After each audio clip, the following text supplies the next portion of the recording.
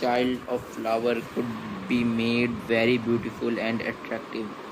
That stepchild was the marigold, a forlorn but little waif with a most unfortunate fate and unpleasant odor.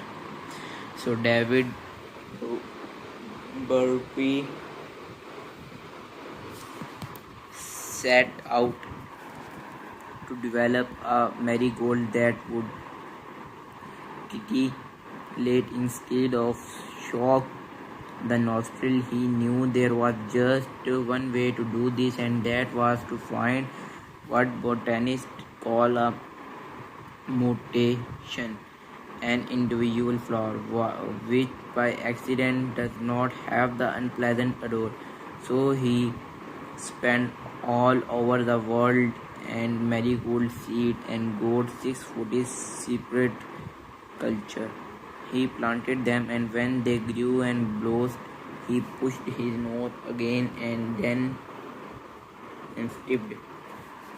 Every single one had a bad odor, pretty discouraging.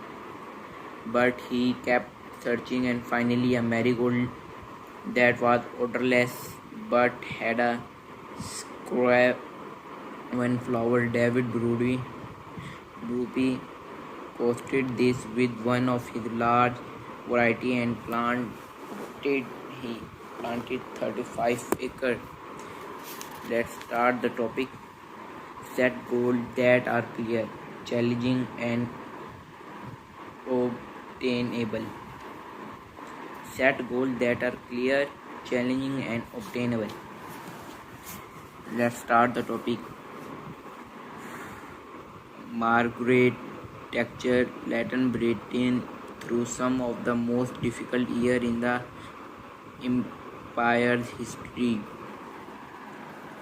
A time that included the Falkland War, a worldwide recession, and enough social upheaval to fill a century-old tour.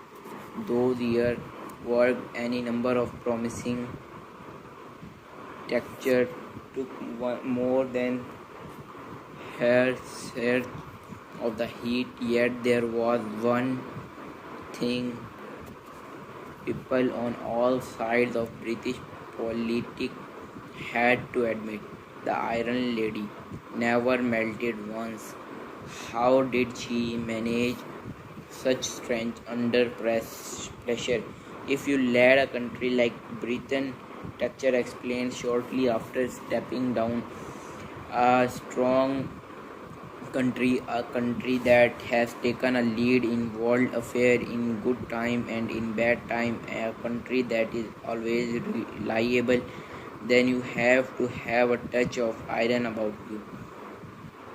It is really not so complicated, the former Prime Minister said. Stay focused, be self-disciplined, want desperately to succeed. I do not know anymore who has got to the top without hard work.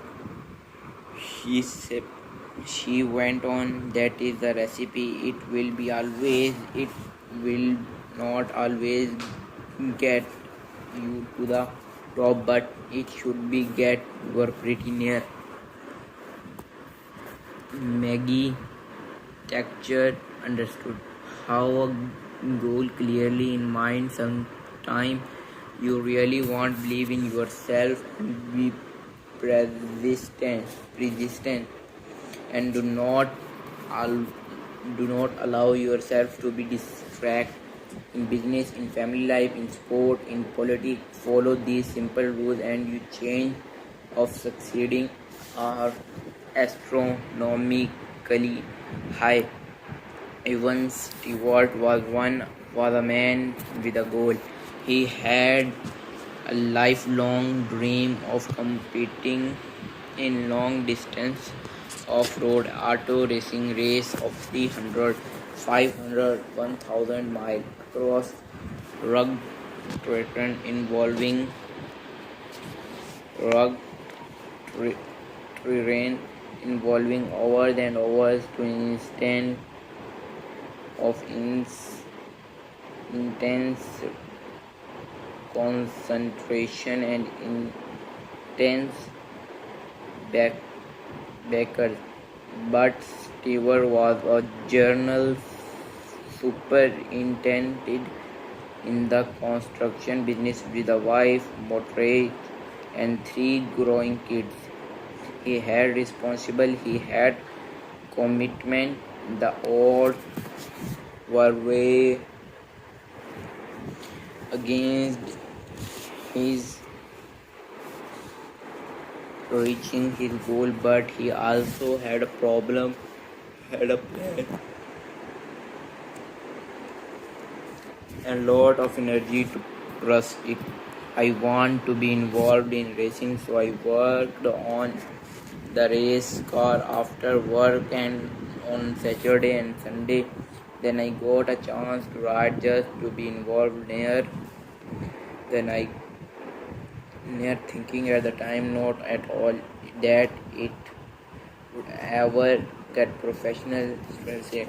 One day his opportunity arrived. A driver had begun working with broke his leg just before a race. The car was ready and entered. He had no choice but to let Stewart drive. So with his friend Earl sitting in the passenger seat, Stewart set out in the race. Everything went to hell. They ran into a embankment. The car flipped over. They got stuck in the mud. The other car were whizzing by. His one chance to proving himself could irritatedly lose.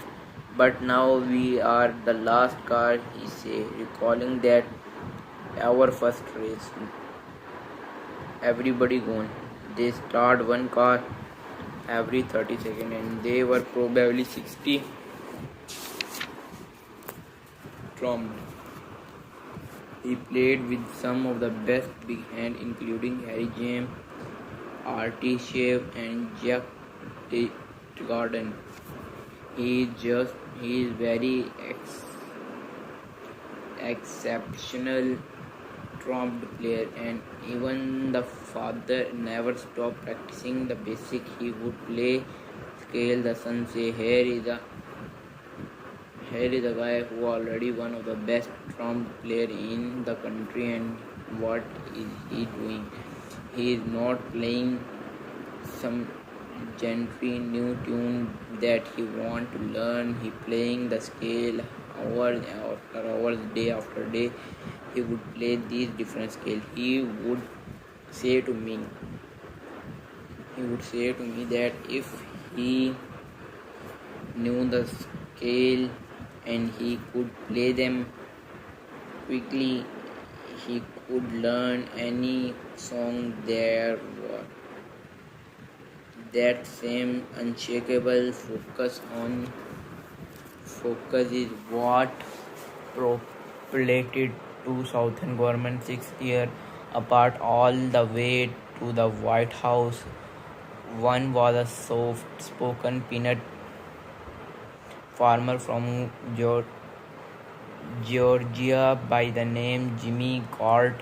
The other came from a little dot on the map called Hope, Arkansas.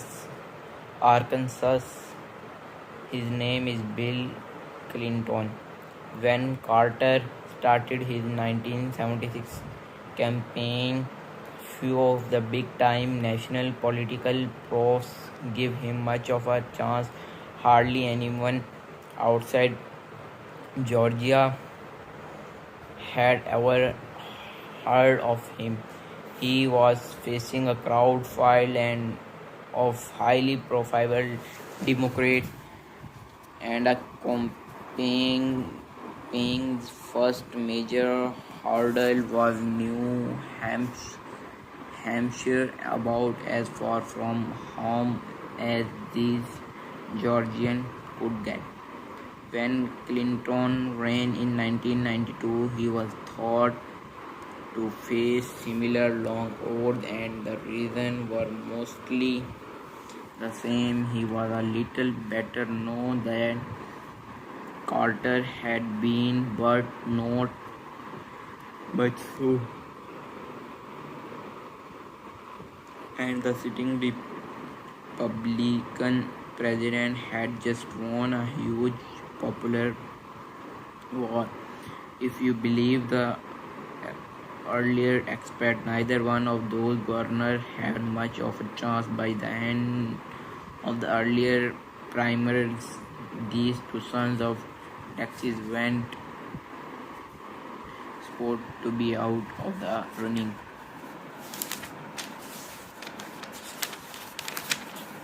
Leaders never lose their focus. They keep their eyes on the big picture. It is the moral of the story. Now again, moving into another topic, achieving balance. The United States Army has discovered by repeated tests that even young men toughened by years of army training can march better and hold up longer if they throw down their packs and rest 10 times of every 10 minutes of every hour. So the army focused them to do just that. Your heart is just as smart as the US Army. Your heart pumps enough blood through your body every day to full a railway track car. It exacts through energy ever 24 hours to slow 20 ton of coal on a platform 30 feet high. It does this incredible amount of work for 57 and maybe 90 years. How can it stand it? Dr. Walter Buchanan of the Harvard Medical School explained it to me. He said most people have the idea that the heart is working all the time. As a matter of fact, there is a definite rest period after each contraction. When beating at a moderate rate of 70 plus per minute, the heart is actually working only 9 hours out of 24. In the aggregate, its rest period total of 15 hours per day. During World War II, Winston Churchill in his last 60 and earlier 70 was able to work 16 hours a day year after year.